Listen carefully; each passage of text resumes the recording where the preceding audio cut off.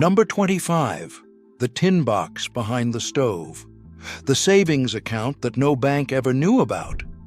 Every Friday, when the pay envelope came home, a fixed amount went into a tin box hidden behind the cook stove. Sometimes a dime, sometimes a quarter. Not under a mattress, not in a drawer. The stove. Thieves searched bedrooms first and kitchens last. A tin box near constant heat stayed dry. For Bridget Donnelly, the tin box was the difference between a daughter who married with a dowry and one who married with nothing. The Irish did not trust banks in 1890. Banks had failed in 1873 and 1884, and would fail again in 1893. The stove had never failed once. The tin box never lied. That was its genius. Number 24, the boarder in the back room. A single male lodger paid $2.50 a week for a cot and 2 meals. 4 lodgers in a 3-room flat, and a wife out-earned her dock worker husband without leaving the kitchen. The boarders were almost always single Irish men, fresh off the boat, sent by a cousin in Galway. By 1895, 1 in 3 Irish households in the North End kept boarders. The census takers logged it as overcrowding. The families logged it as rent paid twice over. It was not crowding, it was capital. Number 23, the Sunday suit, bought once. A man bought 1 good wool suit at 22. He wore it to Mass every Sunday until he was buried in it at 71. It was brushed weekly, aired on a line, patched invisibly by a wife who had learned mending at 8. A cheap suit cost $4 and lasted 3 years. A good suit cost $14 and lasted 50. The Irish did the math. The Yankees, who bought new suits every season, did not. 1 suit, 1 lifetime, 1 refusal to pay twice. Number 22, the 4-cent letter home. Every Irish wife in Boston sent $2 a quarter to family in Ireland. The letter cost 4 cents in postage. The $2 was non-negotiable. It came out before rent, before coal, before the children's shoes. This was not generosity. This was insurance. A family in Mayo who received those dollars would, 20 years later, take in a grandson during the Depression. The money flowed out, so the door home stayed open. They were not sending money. They were buying a return ticket they hoped never to use. Number 21, coal by the bucket, never the ton. A ton of coal cost $6 in 1890 and required cash up front. A bucket cost 6 cents and could be bought daily. Irish wives bought coal by the bucket. Yankees called it wasteful. The per-pound cost was higher. The Yankees missed the point. A bucket could be afforded on a bad day. A ton could not. The Irish never spent money they did not have to spend that day. Cash flow was survival. Bulk was a trap dressed up as a bargain. Number 20, the patched elbow nobody saw. An Irish wife mended the inside of a coat sleeve, the underside of a collar, the inner thigh of a trouser, never the outside, never where the eye landed. Repairs were invisible by design. A coat mended 14 times still looked, to a Yankee passing on Tremont Street, like a coat in its 3rd season. La Bella Figura had an Irish cousin. Her name was Respectability.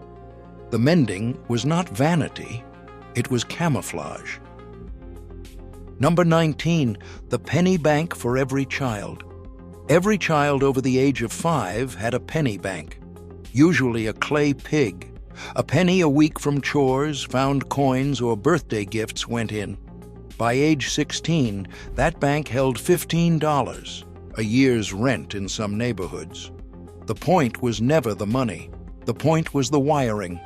A child who put a penny in a bank every week for 11 years became an adult who could not, physically, spend a paycheck before saving from it. The habit was the inheritance. Number 18, the funeral club. For 2 cents a week, a working-class Irish family bought into a parish burial society. When death came, and it came often in a city where 1 in 5 children died before age 5, the society paid for the coffin, the hearse, the plot. Without it, a family went into debt for $40 they did not have. The funeral club was the first insurance product the Irish ever trusted. The priest ran it. The priest knew everyone. They were not buying a funeral. They were buying the right to grieve without going under. Number 17, the turned coat. When a wool coat wore through on the outside, an Irish wife took it apart at every seam. She turned the fabric inside out. She re-sewed it.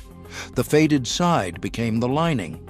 The protected inside became the new outside. The coat looked new. It cost $0 to renew. A Yankee tailor would have charged $3 to do the same job, if he would do it at all. Most would not. Turning a coat was beneath them. It was not beneath an Irish woman with 5 children. A coat had 2 lives if you knew where to find the second one. Number 16, the growler of beer, never the barrel. A pail of beer from the corner saloon cost 5 cents and lasted a family 1 meal. A barrel cost $3 and tempted a husband to drink it. Irish wives bought the pail. They never bought the barrel. Temperance lectures did not save the Irish from drink. Cash flow management did. You cannot drink what is not in the house. The wife who kept the barrel out of the kitchen kept the rent in the envelope. Number 15, the neighborhood credit that was not credit. The Irish grocer on Hanover Street kept a chalkboard behind the counter. Names, amounts owed. Settled every Friday when the pay envelope opened. No interest, no paperwork, no bank involved. A family that paid on Friday for 40 consecutive weeks had a credit line that would carry them through a winter layoff.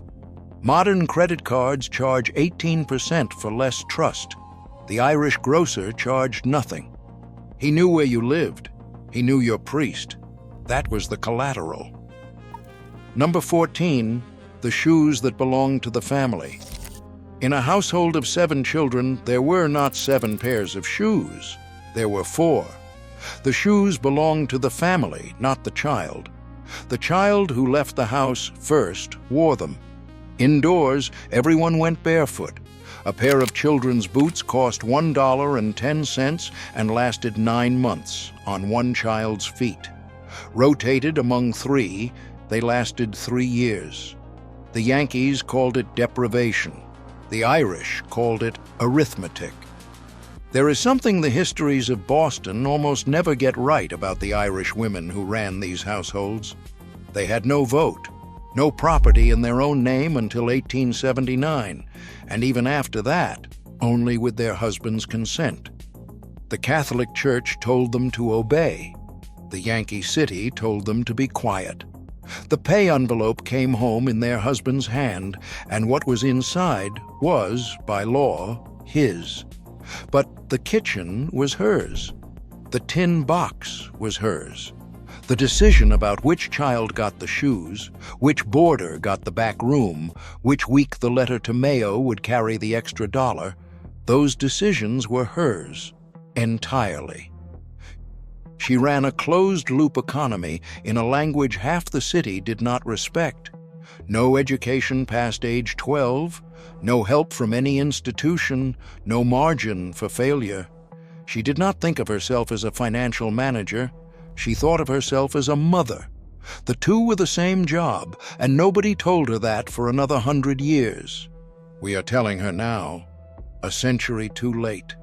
But we are telling her. Number 13, the sodality dowry. Every Catholic parish in Boston had a women's sodality. For a penny a week, an unmarried daughter was enrolled. By age 20, the sodality had accumulated $5.20 in her name, enough for a wedding dress, a missal, and a wedding breakfast. The dowry was never called a dowry. It was called devotion. The American girls of the time saved nothing for marriage. The Irish girls walked down the aisle already solvent. The church called it piety. The mothers called it planning. Number 12, the quiet savings no husband knew. Out of every pay envelope, an Irish wife skimmed something before her husband saw the total.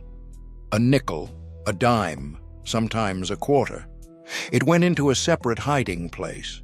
Not the tin box, a second tin. The just-in-case tin, in case he drank, in case he was hurt on the docks, in case he died. This was not deception, this was actuarial reality. The husband who never knew about the second tin was the husband whose widow did not go to the poorhouse. Number 11, the church basement thrift. Every parish ran a basement clothing exchange. Children outgrew coats. Mothers brought them in. Another family took them home. No money changed hands. The priest tracked nothing. The neighborhood self-regulated. A Yankee charity in 1893 spent 40 cents per garment in administrative costs to distribute used clothes.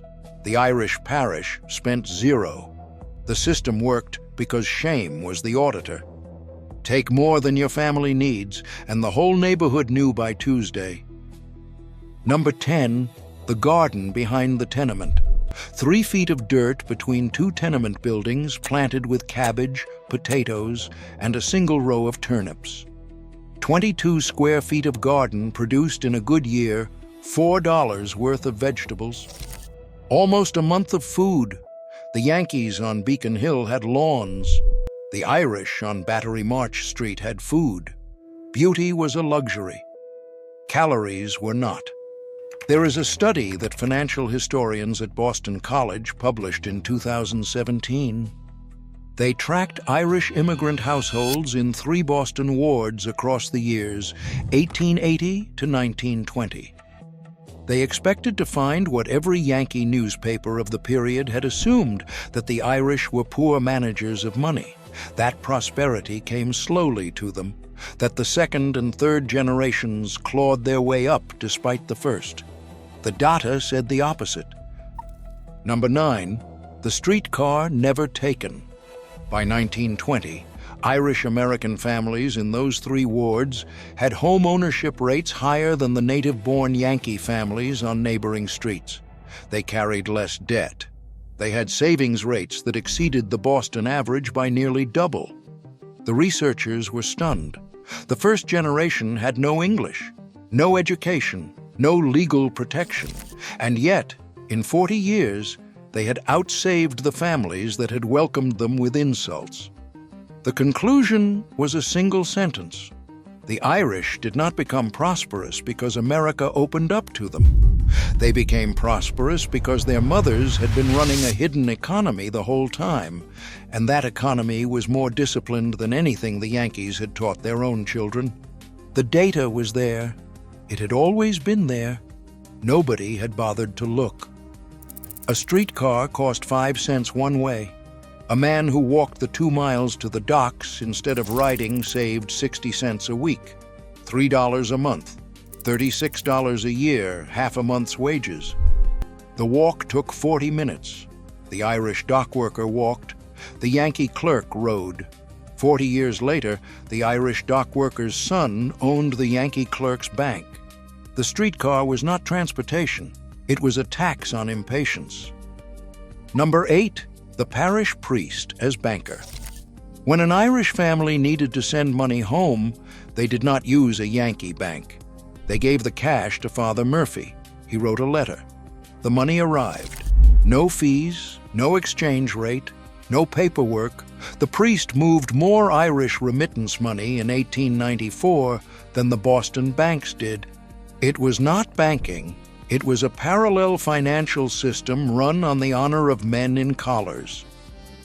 Number 7, the boiled-down soap. Every scrap of soap went into a pot of boiling water and cooked down into a gel. The slivers, the broken pieces, the ends of bars, stored in a jar, used for laundry. A family that did this never bought laundry soap again. A box of laundry powder cost 12 cents. Boiled soap cost nothing. Over a year, the difference was $6, more than a month's rent. It was not waste prevention. It was a refusal to pay for what they already owned. Number 6, the over and under wage split. When a husband finally earned a raise, say from $1.40 a day to $1.60 a day, an Irish wife ran the household on the old wage. The extra 20 cents went straight to savings. The household never felt richer. The tin box did. Every raise that arrived for 30 years went invisibly into the box. The neighbors saw a family that was always just getting by. The bank book, when one was finally opened in 1908, said otherwise. Number 5, the wake instead of the funeral home. When death came, the body stayed in the front room for 3 days. Neighbors brought food. The parish provided candles. A funeral home in 1893 charged $35 for the same service. The Irish home wake cost $4, including the coffin and the burial. The Yankees thought it was morbid. The Irish thought it was a poor trade to pay a stranger $31 to do what neighbors would do for free out of love. Number 4, the book from the library. The Boston Public Library opened to all residents in 1854, free of charge. The Irish used it relentlessly. A daughter who read 50 books from the library between ages 12 and 18 entered the workforce literate enough to take a clerical job that paid double a factory wage. The library card cost nothing. The Yankees who built it never imagined the Irish would use it harder than they did. The greatest financial trick in Boston in the 1890s was free. The Irish were the first to figure that out. Number 3, the extra hour of work nobody asked for. An Irish dock worker who stayed an extra hour at the end of his shift, unpaid, unloading what was left on the pier, was remembered the next morning. The foreman picked him first when choosing the day's gang. He worked 6 days a week, while others worked 3. The extra hour was not labor. It was an investment in continuous employment. The Yankees called it servility. The Irish called it never being hungry in February. Number 2, the house bought with 14 signatures.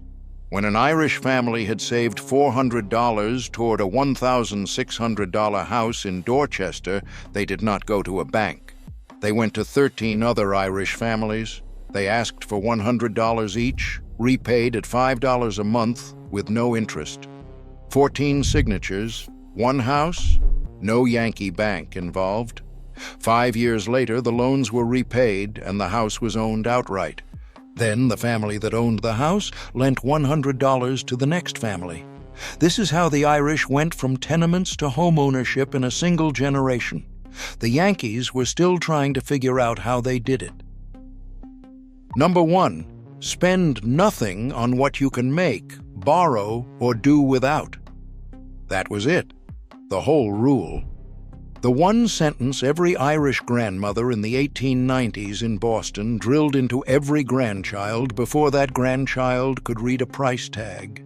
Spend nothing on what you can make. Spend nothing on what you can borrow from a neighbor. Spend nothing on what you can simply do without. 3 categories. 1 question asked before every purchase, every week, for a lifetime. The tin box, the boiled soap, the turned coat, the walked mile. All of it was just this one sentence applied 100 different ways. There was no trick beyond it.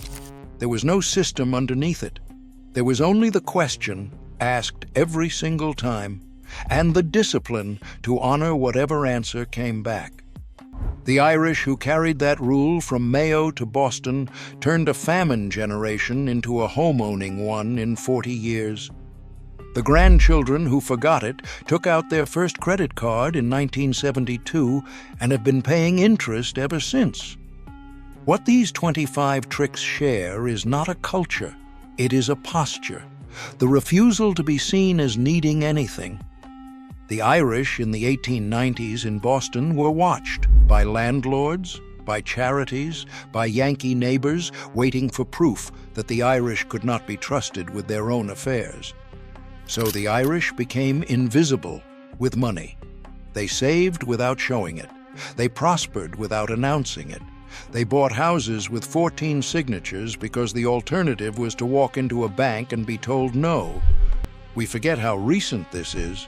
Bridget Donnelly's granddaughter is alive somewhere. She might be 91. She might still keep a tin box behind a stove she no longer uses in a house her grandmother could not have dreamed of owning. The habits did not disappear because they stopped working.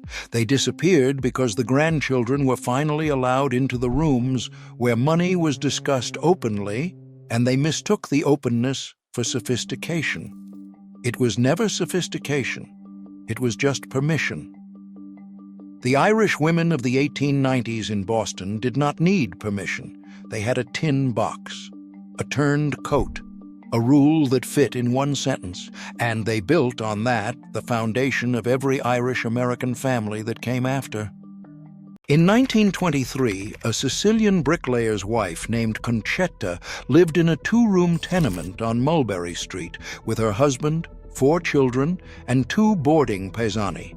Her husband earned $18 a week. $4 went home to Palermo every Friday without fail. What was left fed 8 people, kept them warm through winter, and put 37 cents into a tin can hidden behind a loose plaster board. By 1934, that tin had bought a small house in Brooklyn. Her neighbors assumed her husband had been promoted. He had not. The tin was simply older. They managed money differently, not with banks, but with rules carried across the ocean by women who had already survived hunger once. Those rules kept families intact through Prohibition, the crash of 1929, and quotas that cut their relatives off forever. We abandoned every one of them the moment the second generation decided that looking Italian was the same thing as looking poor. These were not tricks, they were a code. Never written down, never explained to outsiders.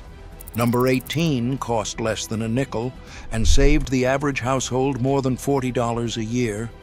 Number 9 was practiced in every Italian basement until inspectors and supermarkets spent 40 years training families out of it. And number 2, the rule more Italian families enforced than any other, sent over $750 million back to Italy between 1900 and 1925. These 25 habits were not about being cheap. They were about never being caught with empty hands. Hit subscribe.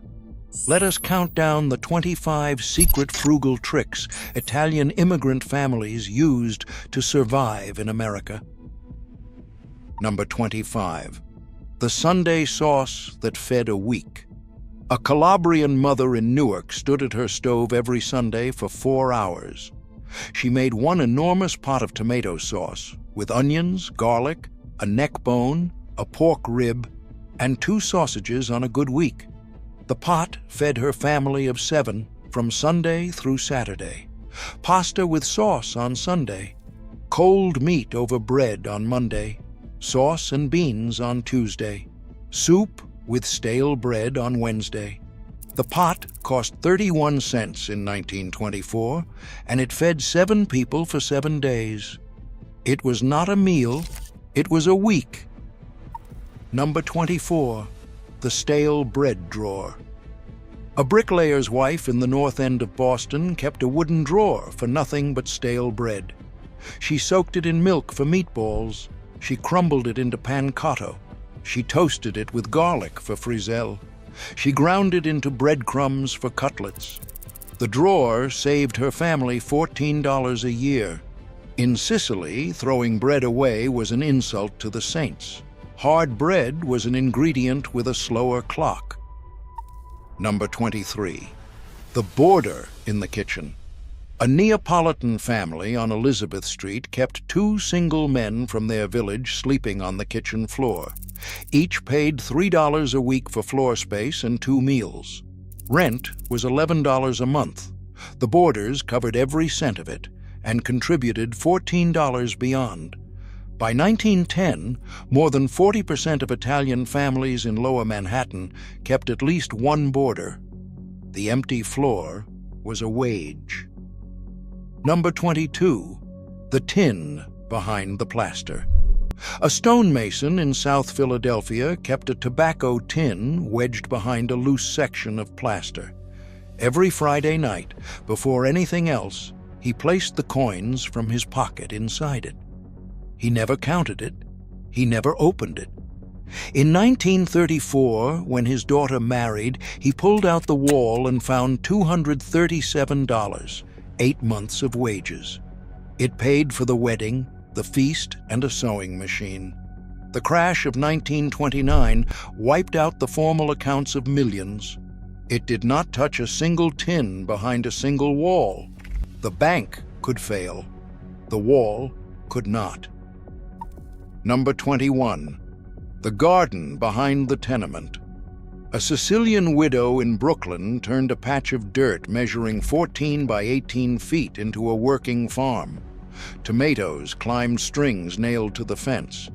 Basil grew in coffee cans on the fire escape. A fig tree smuggled from her cousin's yard gave her 2 harvests a year. Seeds cost 60 cents.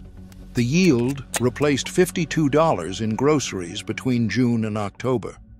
Social workers in 1919 noted that Italian families ate better on $9 a week than Anglo families on $20. The fence was American. Everything inside it was Sicily. A Genoese laborer in Hoboken bought 60-pound crates of California Zinfandel every October for $2.40 a crate. He pressed them in his basement using a wooden press his father had brought from Italy. By December, he had 40 gallons of red wine for $14.40. Federal law during Prohibition allowed any head of household to make 200 gallons a year. California grape shipments to Italian neighborhoods grew 125% between 1920 and 1933. The law tried to take the wine away. The basement said no. Number 19. The knife that stayed sharp. A butcher's wife in the Bronx sharpened every knife on a single whetstone twice a week. A sharp knife cut clean, and a clean cut wasted no meat. The whetstone cost 22 cents in 1921. By 1945, it was still on the same shelf. Across her lifetime, it saved her over $40 in knives she never had to buy. The cheap tool was the durable tool. Number 18. The coffee grounds reused. A widow on Mott Street brewed her coffee twice. The first pot was for her husband before his shift. The second pot, made from the same grounds, was for her and the children. Half a pound of coffee her American neighbor finished in a week. She stretched across 2.5. The practice saved her $4 a year. The reused grounds were called Caffè Lungo.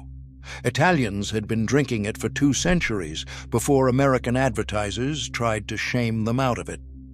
The second pot was the point. Number 17. The rendered pork fat.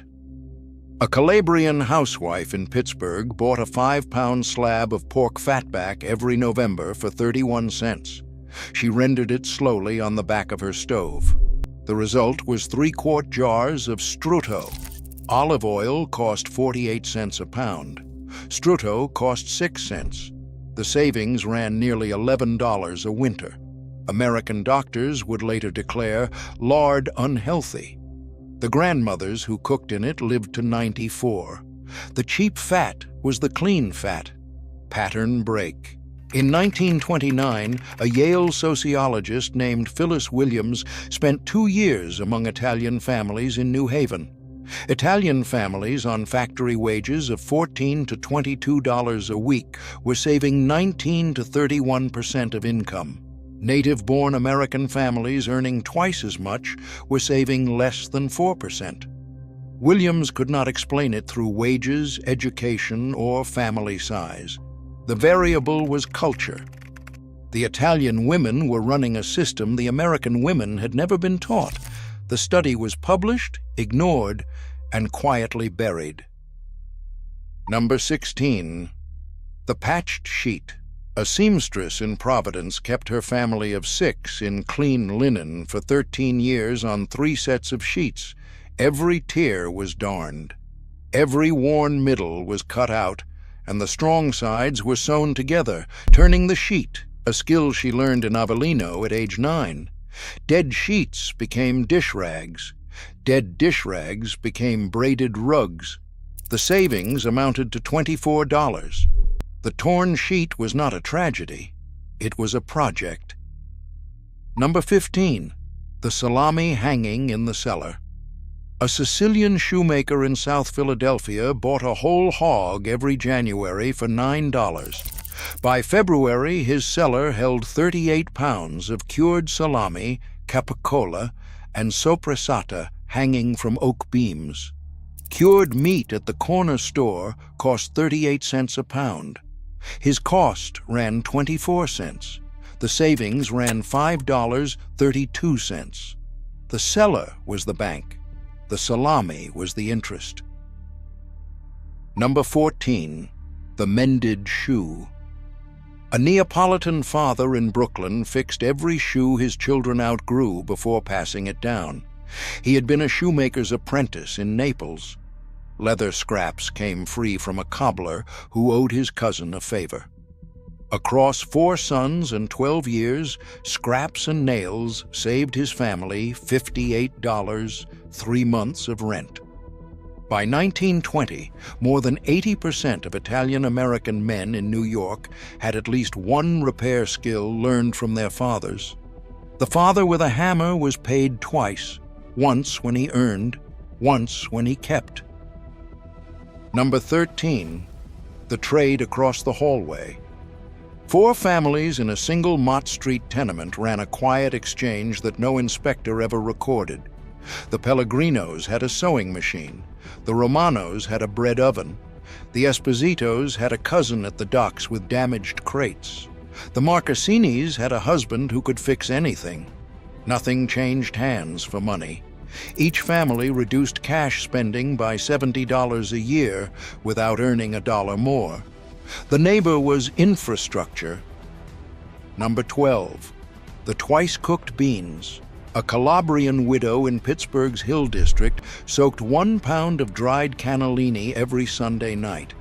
By Monday, that pound had become 2.5 pounds, 3 different meals. Pasta e fagioli on Monday, beans and greens on Wednesday, cold bean salad on Friday. Dried beans cost 7 cents. The same protein in meat cost 41 cents. The discipline saved her household $19 a year. The bean was a strategy with a long shelf life. Number 11. The Fennel from the Roadside. A Sicilian grandmother in Yonkers picked wild fennel, dandelion greens, and chicory from empty lots and railroad embankments every spring. Other women called it embarrassing. She called it Tuesday. The greens fed her family 2 nights a week from April through June and cost nothing. The U.S. government in 1905 credited Italian immigrants with introducing dandelion, fennel, broccoli rabe, and escarole to the American diet. The empty lot was the produce aisle. Number 10. The coal stove that did 3 jobs. A foundry worker's wife in Cleveland kept her cast iron coal stove burning from October through April. The stove cooked. The stove heated. The stove dried laundry on a wooden rack pushed against its side. Coal cost her $4.20 a month. Her American neighbor, with a gas stove, radiator, and electric iron, paid $11.80 a month. The annual difference of $45.60 was 3 months of groceries. One fire, 3 jobs, a pattern break. A man in Bensonhurst named Tony Rossi died in 2018 at age 96. He arrived from Sicily in 1929. He worked in a leather factory for 42 years on wages that never exceeded $4.10 an hour. When his children opened his house, they found something none of them expected. He owned the brownstone outright. He owned a second house in Staten Island. He had $186,000 in a credit union account. His college-educated children, earning 4 times what he had earned, were drowning in mortgages and credit card debt. They had escaped his world. They had lost his arithmetic. Number 9, the tomato paste on the roof. A Neapolitan housewife in Boston's South End cooked 20 pounds of plum tomatoes down to a thick paste every August. She spread it on wooden boards and carried the boards to the tenement roof. 5 days of August sun reduced the paste to a dark concentrate called conserva. Rolled into balls and stored in oil, it flavored her cooking for 10 months. Public health officials in 1919 warned Italian women that drying tomatoes on rooftops was unsanitary. The women looked at the officials, looked at their children, and went back to the roof.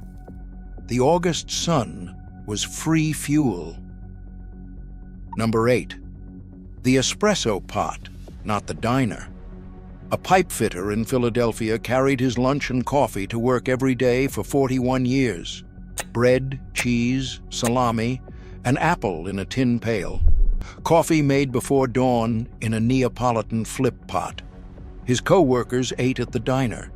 A coffee and sandwich cost 35 cents in 1928. Across his career, he saved more than $3,500. He spent that money on the down payment for the row house his great-grandchildren still own. The sandwich at the bench was a house. Number 7, the sewing circle in the front room. 5 Italian women on Carmine Street met in one apartment every Wednesday from 1922 onward. They brought mending baskets, fabric scraps, and 1 pot of coffee made from second grounds. They mended each other's clothes and turned old garments into new ones, in combinations no single woman could have managed alone. Each family saved $34 a year. 5 women with needles outproduced the factory. A Calabrian carpenter in Boston could not afford the $12 a month in tuition at the parish school, so he built bookshelves for the rectory instead.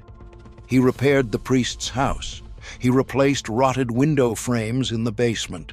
His labor was valued at $108 by the parish treasurer, exactly enough to cover his 3 children's tuition, with $36 left over.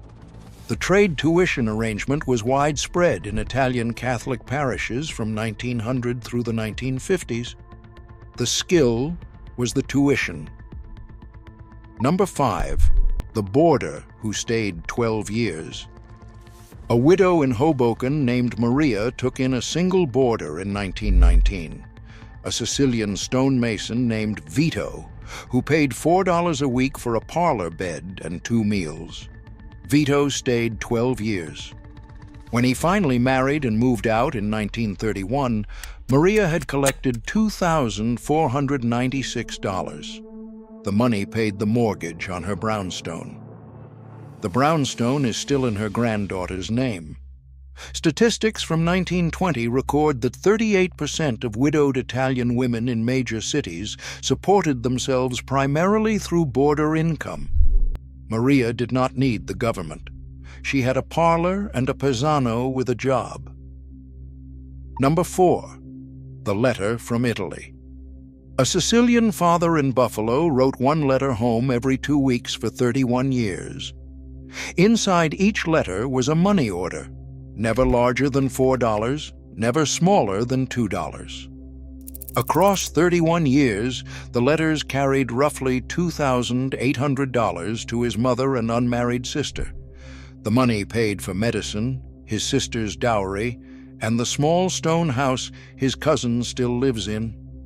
Italian remittances between 1900 and 1925 totaled over $750 million. The money sent away was the money the family at home learned not to spend. Number 3. The daughter's dowry. A Calabrian mother in Newark spent 14 years preparing her daughter's corredo, an oak chest filled with hand-embroidered linens, sheets edged in lace, towels she had made one stitch at a time after the children were asleep. Material cost ran $19 across 14 years. Market value at the wedding in 1931 was $340. The chest furnished the new household completely. Not a sheet, not a towel, not a tablecloth was purchased. The dowry was a bridge between two budgets. Number 2. Pay Italy first. A Neapolitan mason in Yonkers followed one rule above all others. The first dollars of every paycheck went into the envelope addressed to his mother, not the last, not the leftovers, the first. In 1921, he earned $22 a week. He sent $4. By 1934, he earned $38. He sent $5. The amount changed, the order never did. By 1962, he owned a house, a vacation cottage, and had put 3 children through college without borrowing a dollar. For 26 years, without one exception. Pay yourself first was a phrase American advisors started using in the 1980s. Italian fathers had been paying Italy first since 1885. Number 1. Spend less than you earn. That is the whole rule. No corredo, no sauce pot, no tin behind the wall, no system at all.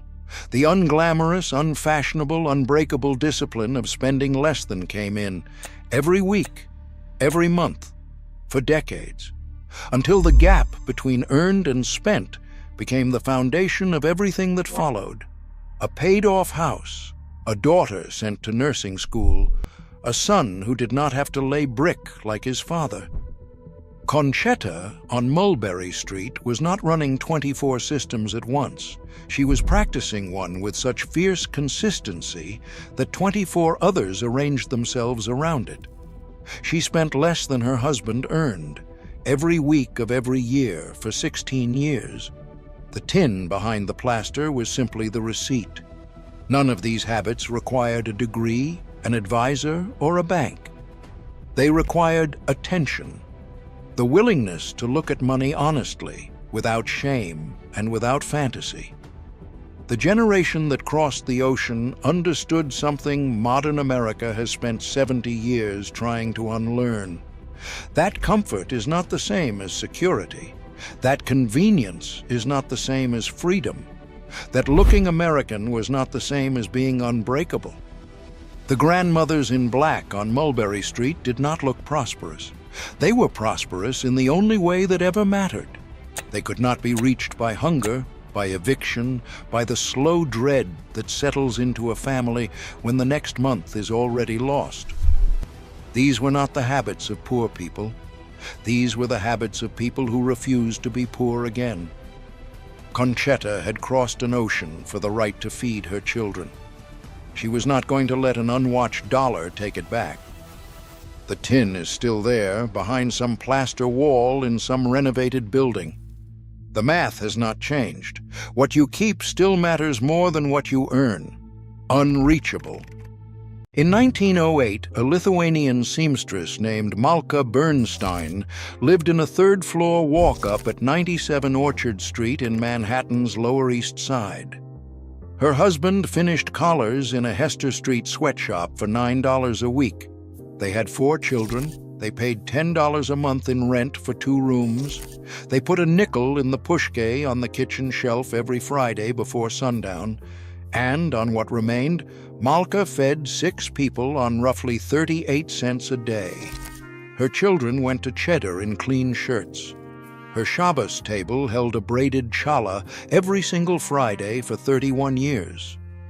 When Malka died in 1956, her great-niece found a small ledger wrapped in butcher paper at the bottom of a hat box. Inside were 41 rules in Yiddish. They were never meant to leave the building. They lived differently. Not because they were poor, though they were, but because they carried a system out of the shtetl that refused to die in the new country. That system turned a finisher's wage into a household, a savings tin, and a steamship ticket for the next relative across. We watched it work for 2 generations and called it Old World. We replaced it with department store credit and called it American. Most of it died in those tenement kitchens.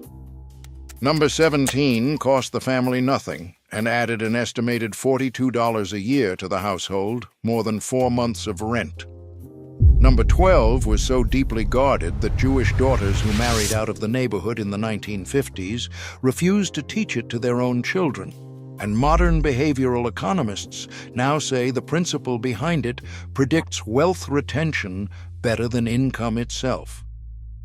And number 3, the single rule every Jewish wife on Orchard Street enforced without exception, the one no Gentile neighbor was ever permitted to witness, kept 3 generations financially solvent on wages that should have made it mathematically impossible. These 25 tricks were not about being poor. They were about never being poor twice.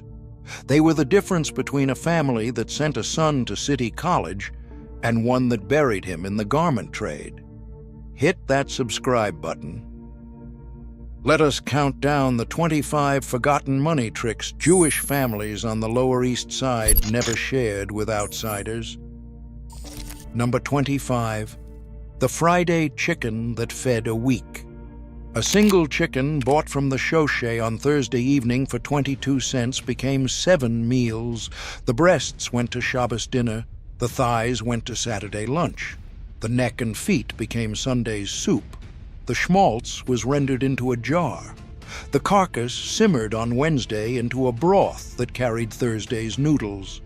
A family of 6 on Rivington Street in 1910 stretched 22 cents of poultry across an entire week. By 1912, the kosher butchers on Hester Street were holding back the smaller birds for the families they knew would use every bone. The chicken was not dinner. The chicken was a calendar made edible. Number 24, the schmaltz jar. Rendered chicken fat sat in a ceramic crock next to the stove. Every drop from every bird went in. The schmaltz fried, basted, sealed, and flavored everything the family ate for 6 months. Replacement cost of equivalent butter at the dairy on Essex Street was roughly $11 a year. A grandmother on Eldridge Street in 1914 told her daughter the schmaltz jar was the second most important object in the kitchen, after the Shabbos candlesticks. The daughter remembered. The granddaughter did not. The schmaltz was not fat. The schmaltz was butter the family had refused to pay for. Number 23. The pushcart closing hour. Jewish wives did not shop the Hester Street pushcarts at noon. They shopped at 7 in the evening, when the vendors needed to sell or carry home what would not survive the night. A woman on Norfolk Street in 1912 bought a basket of soft pears for 6 cents that had been priced at 18 cents that morning. Bruises did not survive the simmer. The vendors knew. They respected the women who shopped late and paid cash without arguing past the second offer. The bruise was not damage. The bruise was a 65% discount the morning shoppers walked past. Number 22. The border behind the curtain. Nearly every Jewish family on Orchard Street rented a corner of the front room to a landsman, a man from the same town in the old country. The rate was $2.50 a week, including the stove and a place to sleep behind a hung sheet. In 1909, a family with one boarder cleared an extra $130 a year. When the boarder saved enough to send for his own wife, he often took a boarder of his own. The cycle ran for a decade in some buildings. The boarder was not a tenant. The boarder was a wage growing inside the household's own walls. Number 21. The Sabbath coolant trick. On Friday afternoon, the wife assembled a heavy pot of beans, barley, a small piece of meat, and potatoes. She carried it to the neighborhood baker on Suffolk Street, who slid it into his dying oven for 2 cents. The pot cooked overnight in the residual heat and was carried home for Shabbos lunch. No coal burned in the apartment from Friday sundown to Saturday night. Annual coal savings were roughly $9. By 1915, the coolant fee was the most reliable income on Suffolk Street. The pot was not food. The pot was a work week of saved coal disguised as Saturday lunch. Number 20. The Hebrew free loan.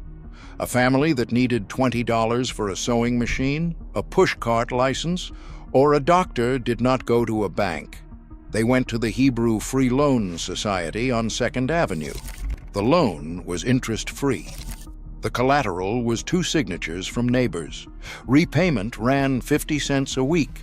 Founded in 1892 with a $95 fund, the society had loaned over $1 million by 1914, with a default rate under 1%. A Russian immigrant in 1910 who borrowed $25 to start a tinsmith trade paid it back in 50 weeks. His grandchildren never knew the loan existed. It was not charity. It was a banking system the community built because no other bank would serve them. Number 19. The Shabbos Goy arrangement. An Irish boy from the next block was paid 2 cents every Friday night and Saturday to light the stove, carry a kettle, or turn down a lamp. The boy got pocket money. The family kept the Sabbath. Annual savings compared with formal household help was an estimated $45. A family on Ludlow Street in 1911 employed the same boy for 9 years. He grew up to be a fireman in Brooklyn and attended the funeral of the woman who had paid him pennies every Saturday afternoon. He cried at the grave. He never told his colleagues why. The boy was not labor. The boy was a small contract built between 2 religions across a hallway. Number 18. The window garden in a tin can. Every tenement window held empty tomato cans with holes punched in the bottom. They were filled with dirt carried home from the parks and planted with parsley, dill, and green onions. On Stanton Street in 1913, a woman grew enough fresh herbs from 6 tin cans to flavor her family's food for 9 months. The cost of seeds from the pushcart was 3 cents.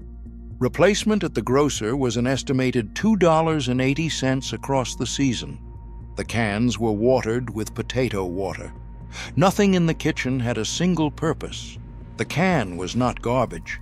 The can was a free grocery store growing on a fire escape. Here is what no outsider understood about the Jewish immigrant economy.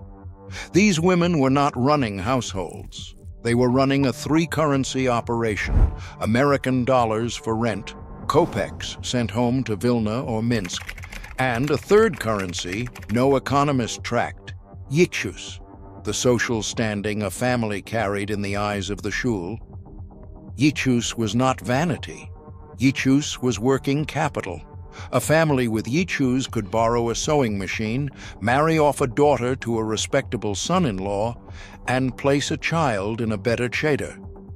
The schmaltz jar in the kitchen and the seat near the front of the shul on Yom Kippur were the same economic instrument, paid in different denominations. The American neighbors never saw the connection. The Jewish wives did not explain it. The explanation would have ruined the trick. Number 17.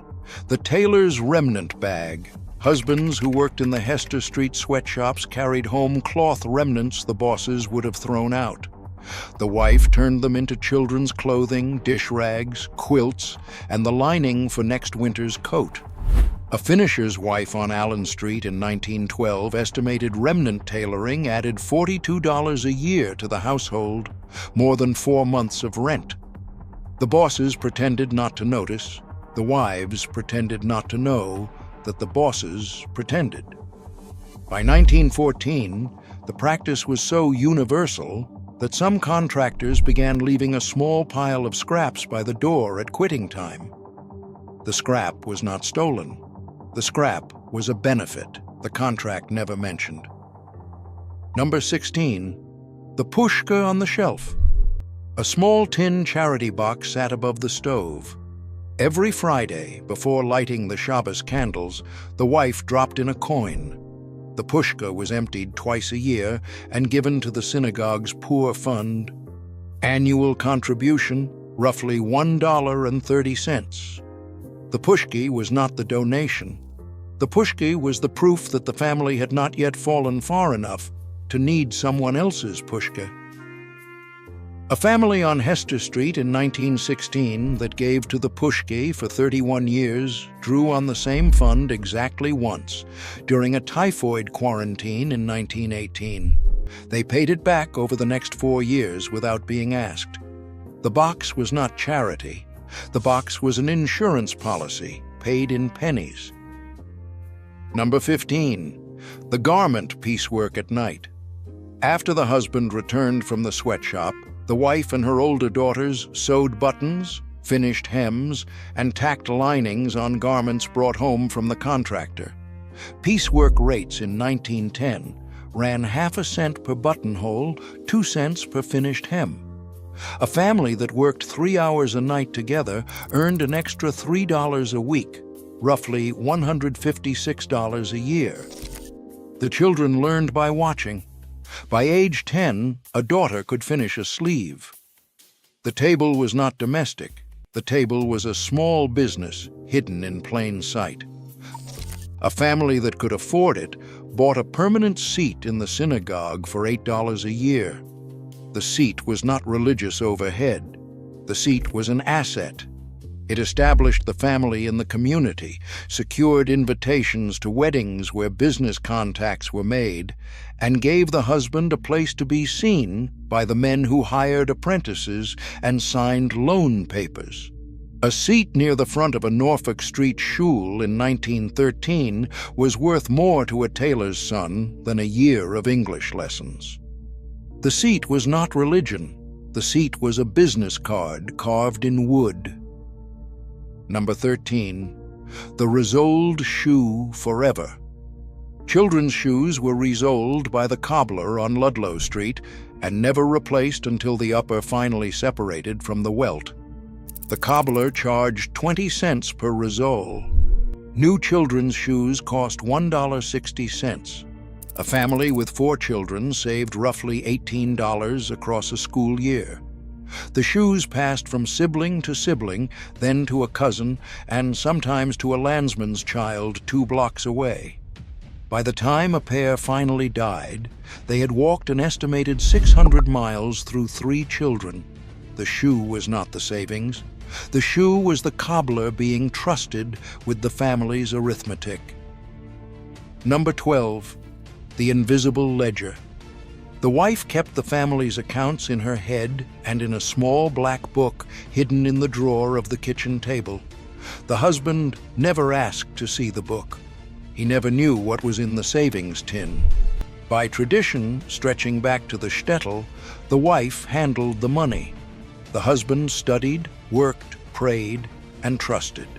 A family on Rivington Street in 1914 saved $84 on a $468 income, an 18% rate, and the husband would have estimated the savings at less than half that figure.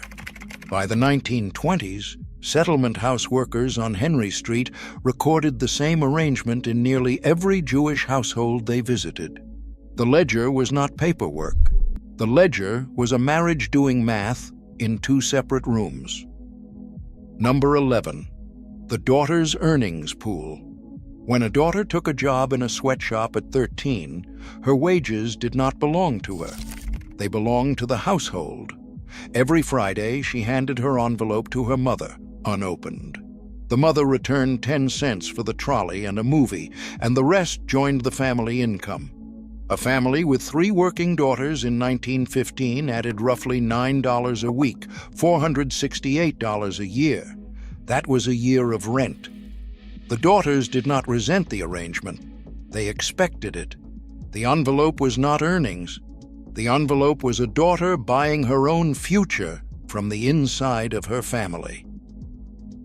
Number 10. The Landsmannschaft Burial Society. For 25 cents a month, a family belonged to a Landsmannschaft, a mutual aid society of immigrants from the same town. The society covered the cost of a funeral, a sickness benefit, and an emergency loan against death. Annual dues were $3. The commercial insurance equivalent cost an estimated $14 a year for less coverage. The Landsmannschaft was an entire village reconstituted on Forsyth Street, agreeing in writing to bury each other's parents and feed each other's widows. By 1914, there were over 2,000 Landsmannschaften in New York. The dues were not a payment. The dues were a village, paying itself to stay alive across an ocean. Number 9. The Soda Bottle Return. Every empty bottle was returned to the grocer on Stanton Street for 2 cents. The children collected bottles from the hallway, the street, and the alley behind the building. A boy of 10 in 1912 could collect 30 bottles in a Saturday afternoon and bring home 60 cents, more than a day's pay for a sweatshop finisher. The earnings went in the savings tin. By the time the boy was 14, the bottle money had funded his first long pants. He wore them to his bar mitzvah. The bottle was not glass. The bottle was a boy's bar mitzvah suit, walking down Stanton Street one Saturday at a time.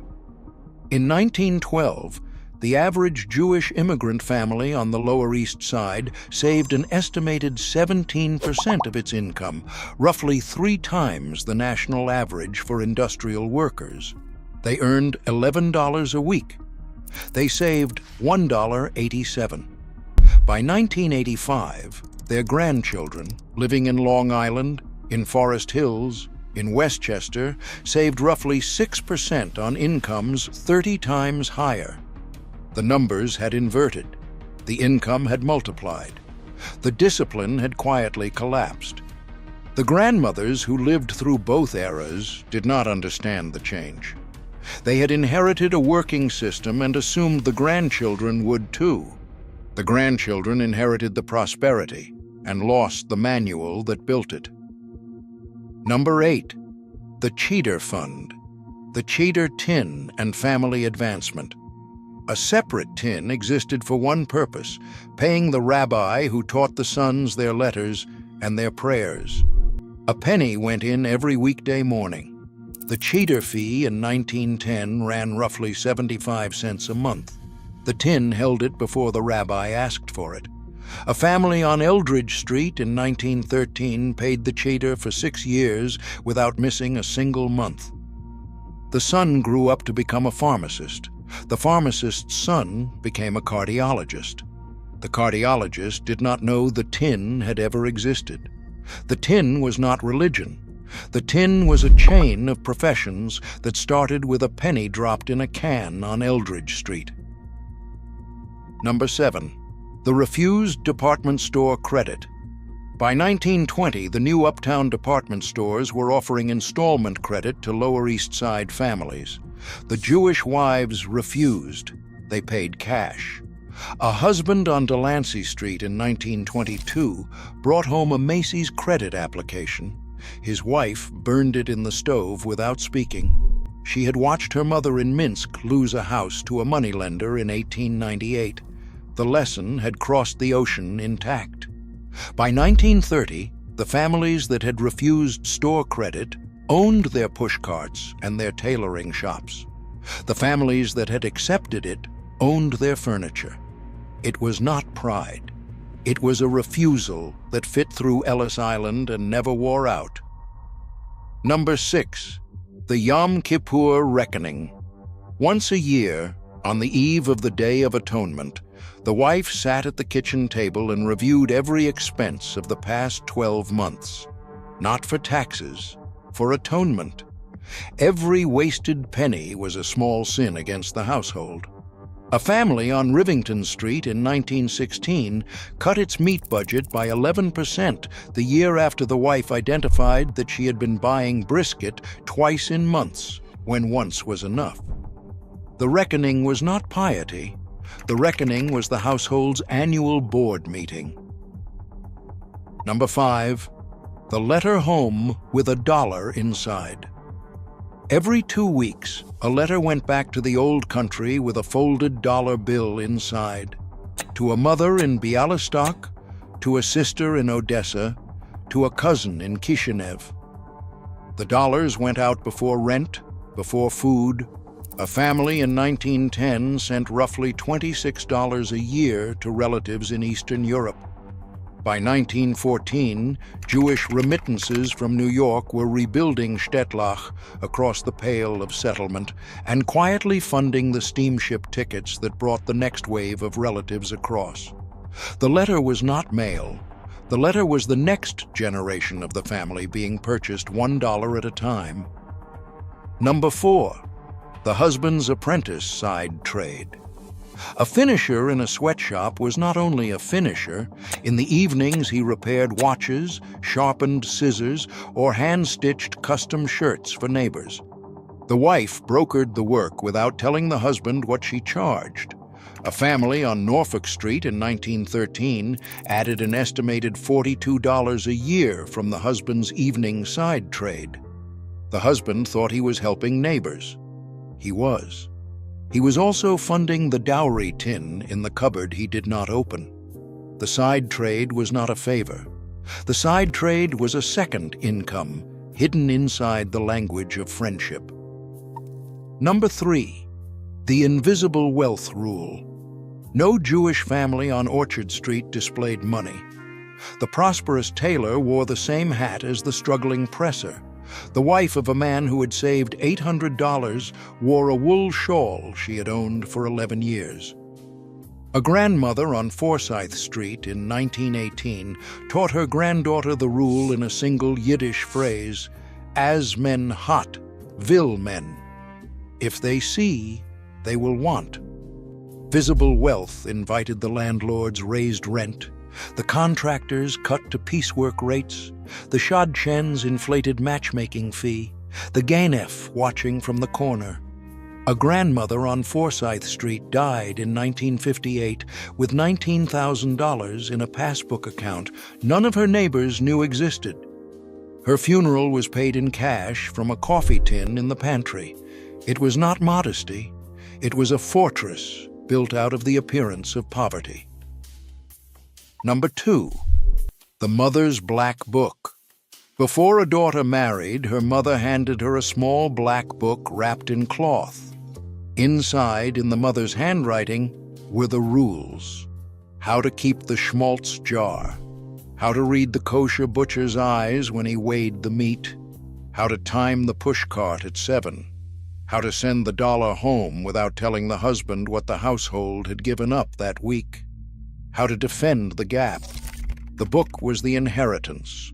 It was worth more than the silver candlesticks. The daughter who lost the book lost the operating manual. Most did not lose it in the first generation. Almost all of them lost it by the third. The book was not paper. The book was a mother handing her daughter a working economy in a language that would not survive the move to Brooklyn. Number 1. Spend less than you earn. That is the whole rule. No schmaltz jar, no pushke, no invisible ledger. None of the 24 tricks above mean anything without this one beneath them. Malka Bernstein's husband earned $9 a week. The household spent $7.30. The $1.70 gap defended every Friday for 3 decades, paid the rent, fed 6 people, sent $1 to Vilna every other Saturday, married off 2 daughters with full dowry tins, and bought a small house in Brownsville in 1939. There was no trick beneath it. There was a gap. Malka held the gap open for 31 years, and the gap built everything. It is the most boring sentence in any language. It is also the sentence the Jewish wives of the Lower East Side carried out of the shtetl, across the Atlantic, up the tenement stairs, and into the children's bedrooms at night. None of these tricks required English. None of them required a bank account, a credit history, or a financial advisor. They required a woman willing to run a 3-currency economy from a 2-room apartment, defended by a system written in Yiddish in a black book her daughter would carry to Brooklyn.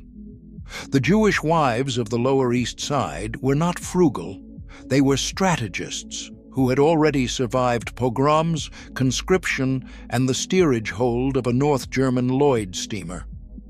America was a country where the only enemy was visibility.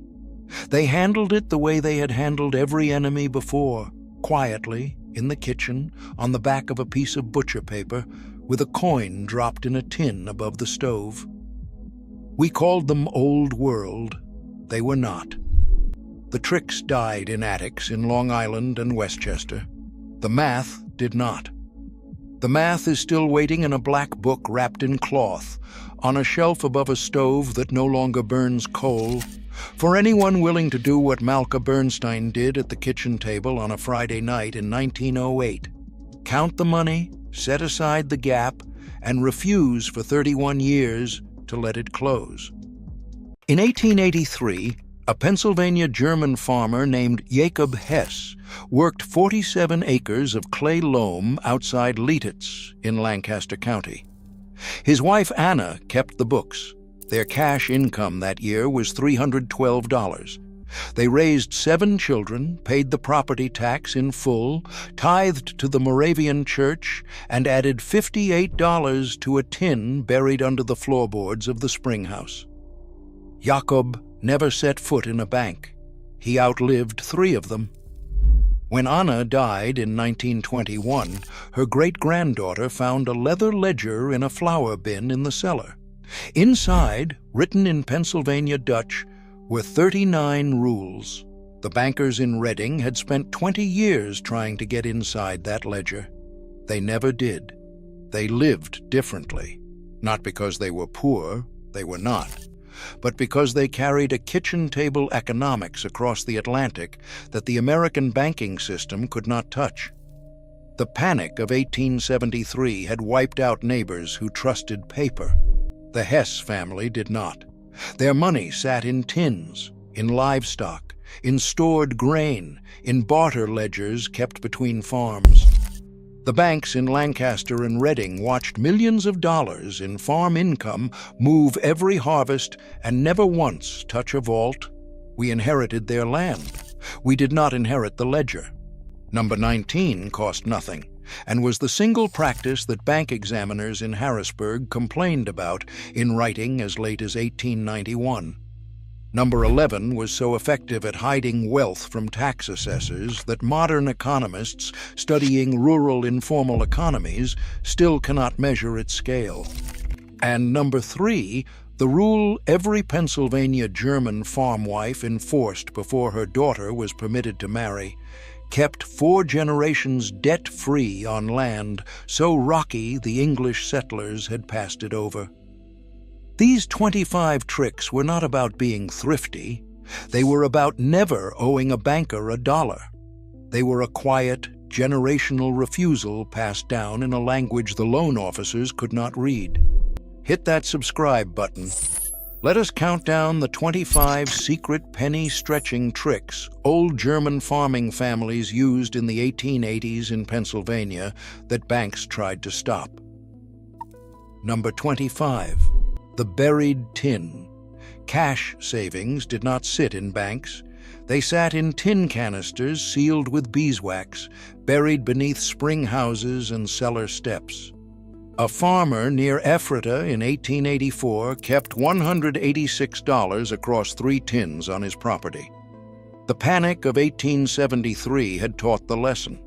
A bank in Reading closed on a Tuesday morning with $4,200 of his uncle's savings inside.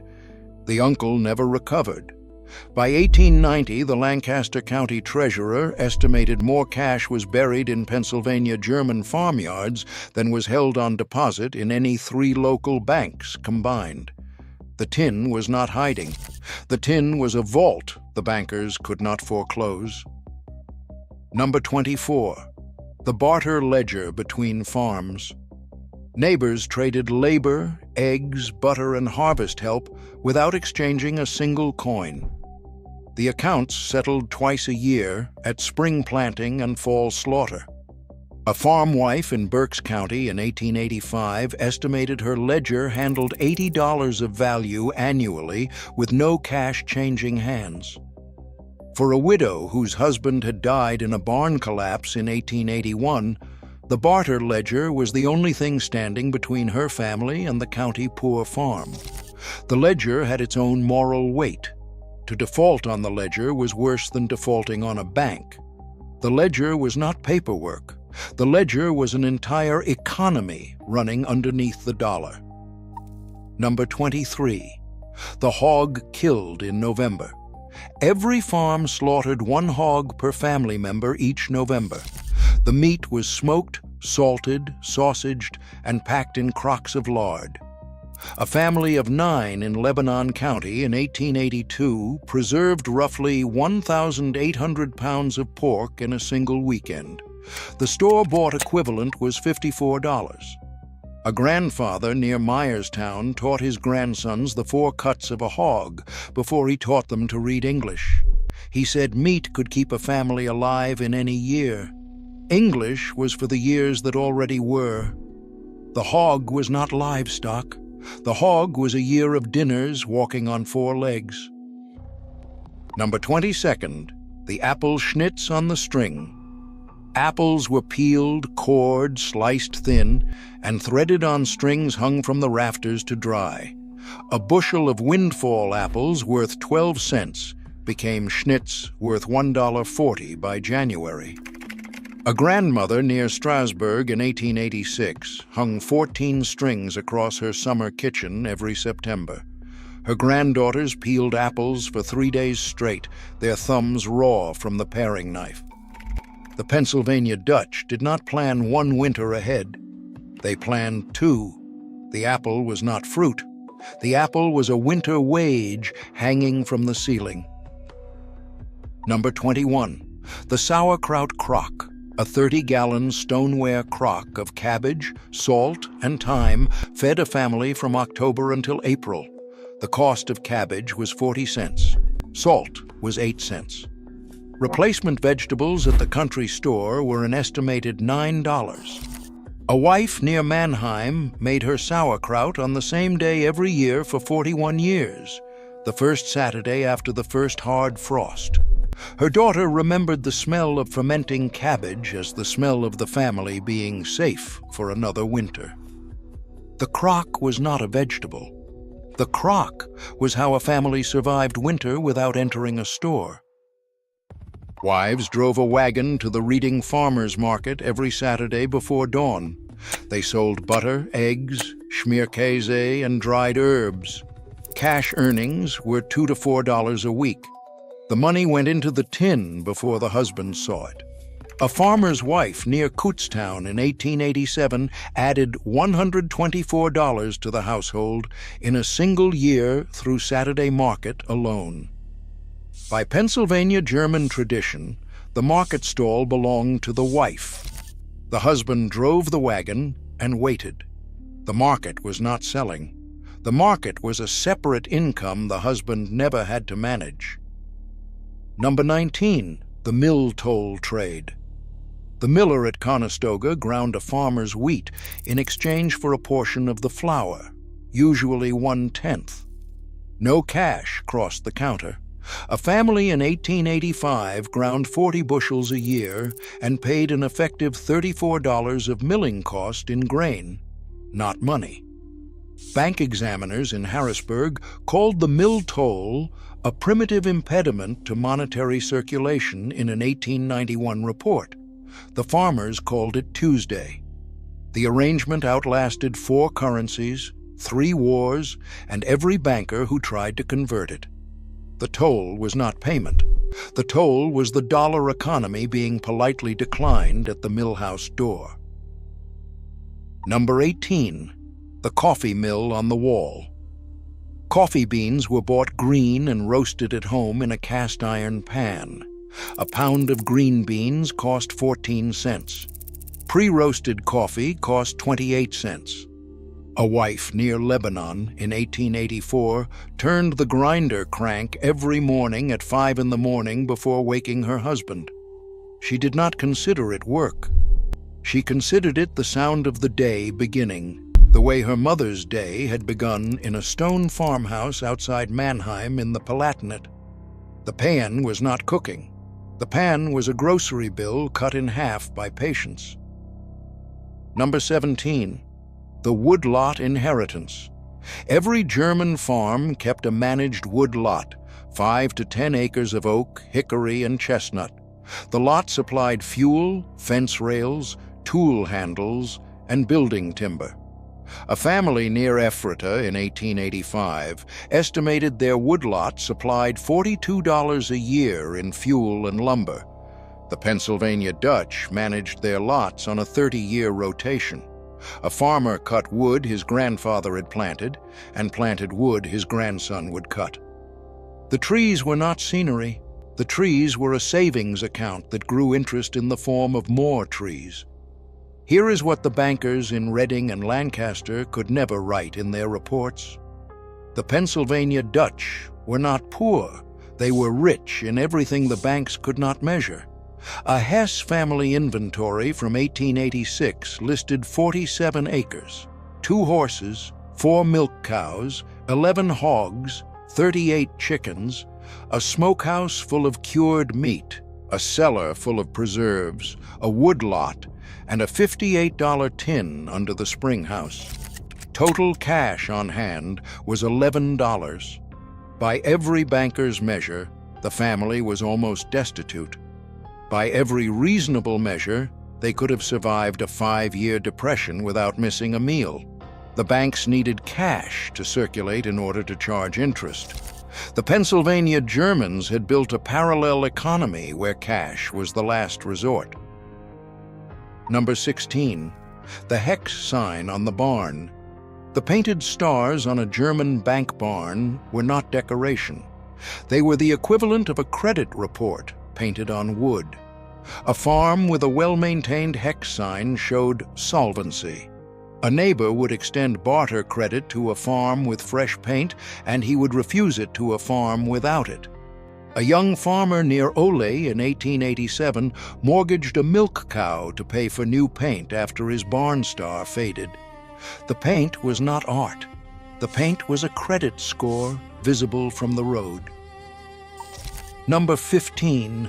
The daughter's Aussteier.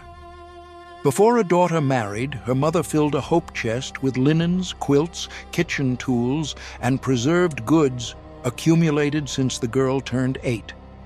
A family near Wummelsdorf in 1884 estimated the contents of one Aussteier at $84. 3 months of farm cash income accumulated penny by penny across 12 years. A mother sewed pieces of her own wedding linen into the corners of her daughter's new quilts. The thread connected one marriage to the next without a banker, a lawyer, or a single coin. The chest was not furniture. The chest was a marriage funded without ever borrowing a dollar. Number 14. The egg money rule. Every egg the chickens laid belonged to the wife. The husband did not touch the EGG money. It paid for shoes, school books, sugar, and the occasional bolt of cloth. A farm wife in 1886 cleared $36 in egg money. The husband filed taxes on $312. The real household income was $348. A wife near Lititz in 1889 used 8 years of egg money to send her oldest son to Franklin and Marshall College. The husband believed a distant uncle had paid the tuition. He went to his grave believing it. The egg was not breakfast. The EGG was a second set of books no examiner could find. Number 13, the quilting circle insurance. 6 to 8 women gathered weekly in winter to stitch quilts together. Beyond the quilts, the circle functioned as an insurance pool. A widow near Lititz in 1889 was carried for 14 months by her quilting circle without a single banker or lawyer involved. The women showed up on a Monday morning with a wagon of preserved meat, finished linens to sell at market, and the names of 3 farmers who would plow her fields in the spring. Nothing was written down. Nothing needed to be. The quilt was not bedding. The quilt was a mutual aid society wearing the disguise of needlework. Number 12, the cidering of October. Apples too poor for schnitz were pressed into cider. The sweet cider was drunk fresh. The remainder became hard cider and vinegar. A farm in 1883 pressed 80 gallons from drops that had no market value. The press was often shared between 3 or 4 farms. A press near Burnville in 1885 was 94 years old, built by a great-grandfather who had carried the iron screw across the Atlantic in 1789. Some objects on a Pennsylvania German farm were older than the United States. The press was not a luxury. It was free apples, turning into a year of drink and a year of cleaning. Number 11, the stockpile marriage. A farmer did not buy what he could store. Salt came home in 50-pound sacks, sugar in 25-pound cones, flour in barrels.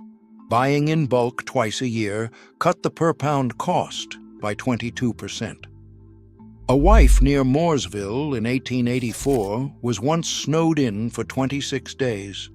She fed 12 people, including 2 stranded travelers, without leaving the property. She did not consider it a hardship. She considered it the cellar doing its job. The cellar was not storage. The cellar was a year's grocery bill negotiated once and paid in advance. In 1888, the Pennsylvania State Banking Commission published a report on rural credit in Berks, Lancaster, and Lebanon counties. Less than 8% of Pennsylvania German farms carried any bank debt. The commissioners called the finding anomalous and recommended educational campaigns. The campaigns ran for 40 years and failed. Then the crash came. By 1934, English-speaking farms in those 3 counties were foreclosing at 1 in 4. The Pennsylvania German farms were foreclosing at 1 in 38. The commissioners had been right that the German economy was anomalous. They had been wrong about which direction the anomaly ran. Number 10, the Dotty House economy. When a farmer reached 60, he moved into the Dotty House, a small attached cottage built for the grandparents. The son took over the farm. No retirement was funded, no pension was needed. An 1884 farm transfer in Lancaster County specified the parents' annual allowance, 12 bushels of wheat, 2 hogs, a cord of wood, and the use of the kitchen garden. A grandfather near Akron taught his grandson to graft apple trees the year before he died. The trees fruited for 60 years. The cottage was not retirement. The cottage was a generational contract carved into the land. Number 9, the lard pail lunch. Field hands and school children carried lunch in tin pails that had once held lard. The pails cost nothing. They were washed and reused for 15 years. A schoolboy near Reamstown in 1885 carried the same pail his older brother had carried and his father before that. The pail had a small dent in the lid where his father had dropped it while crossing a frozen creek in 1858. The dent was a family inheritance. So was the pail. The pail was not a container. The pail was a refusal to pay for what the kitchen already produced. Number 8. The Frakturschrift birth record. A family's marriages, births, and deaths were recorded on a single piece of parchment in colored ink, the Fraktur. It served as proof of inheritance, marriage, and citizenship inside the German community. In 1903, a grandson near Bethel used his grandfather's 1841 Fraktur to prove inheritance of 23 acres in a Lancaster County court. The lawyer for the opposing claim had charged $14 for a courthouse search. The Fraktur had cost the family one afternoon and a small jar of red ink in 1841. The parchment was not art. The parchment was a family courthouse the family operated for itself. Number 7. The Flug Sharpening Day. Once a year, the men of the township met at the blacksmith's forge and sharpened every plow, scythe, and axe in the valley. The blacksmith was paid in grain, meat, or labor, almost never cash. A farmer in 1885 brought home a year of sharp tools for $1.40 in pork. The store equivalent cost $6. The blacksmith near Schoeneck in 1886 was the unofficial mayor of 3 townships. He had never been elected to anything.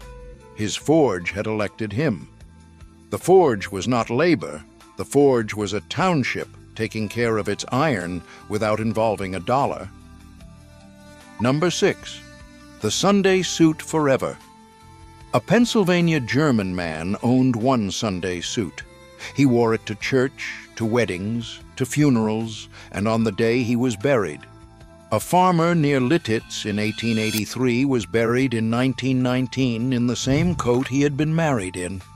His widow stood at the grave and recognized the lining she had stitched herself in 1879, the same red wool she had cut from her grandmother's traveling cloak from the Palatinate. The suit was not clothing. The suit was a refusal to chase fashion through 4 decades. Number 5. The Mutual Aid Brotherhood. Mennonite, Amish, and German Reformed congregations operated mutual aid societies that covered barn fires, livestock loss, and crop failure. An 1888 barn raising near New Holland involved 80 men, lasted 3 days, and replaced an $800 structure at a cash cost of $42 in materials. A farmer near Intercourse in 1891 watched his barn burn on a Friday night and stood inside its replacement on the following Wednesday afternoon. He cried only once during the whole week, when the last man rode home and the new ridgepole was up. The raising was not charity. The raising was an insurance company with a hammer instead of a paper policy. Number 4. The Smokehouse Calendar. A smokehouse held the family's meat year. Hams cured for 18 months. Sausages hung for 6. Bacon was ready in 8 weeks. An 1885 smokehouse in Berks County held $94 of preserved meat, a third of an annual cash income, in a building that cost $11 to build. A wife near Wernersville taught her oldest daughter the Order of the Hooks the winter before she sent her off to marry. The daughter could not read the family Bible in German. She could read the smokehouse. The smokehouse was not a shed. The smokehouse was a year of dinners scheduled by the calendar of smoke. Number 3. The Wife's Veto. Before a daughter married, the mother taught her one rule that overrode every other rule in the marriage. The wife held the veto on any purchase over $1.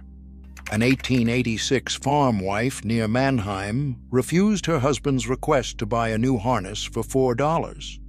He used the old one for 11 more years. The $4 stayed in the tin.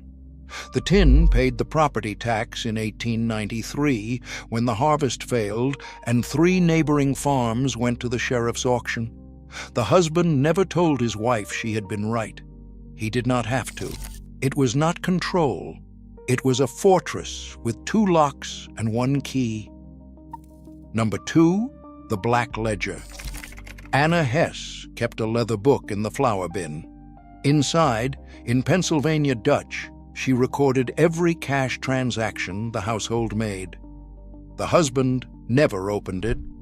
The book was the household's true financial statement. The tax assessor's version was the public statement. The two did not match. They were never meant to. The numbers were the only part the bank had ever wanted, and the only part the bank had never been allowed to see. The book was not bookkeeping. The book was a private economy keeping its own counsel in a private language. Number 1. Live below your harvest. That is the whole rule.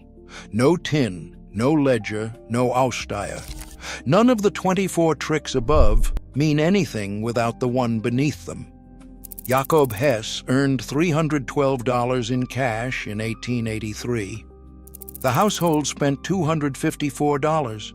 The $58 gap defended every season for 38 years, paid every tax bill, married off 4 daughters, set up 2 sons on their own farms, and bought an additional 23 acres of bottomland in 1907. There was no clever trick. There was a gap. Anna Hess held the gap open for 38 years, and the gap built everything around it. It is the most boring sentence in the English language. It is also the sentence the Pennsylvania Germans carried out of the Rhineland, across the Atlantic, and into the kitchens of every farm between the Susquehanna and the Schuylkill. None of these tricks required a bank. None of them required a loan. None of them required English. They required a wife with a leather book in a flour bin, and a husband who understood that the tin under the spring house was worth more than any letter of credit from Reading. The bankers came. The farms politely refused. The farms outlasted the banks. 12 of the banks that operated in Lancaster County in 1880 were gone by 1935. The Hess farm was not. It is still there. The black ledger sits in a glass case in the front parlor. The man who could read it is buried in the Moravian cemetery in Lititz next to a wife who could.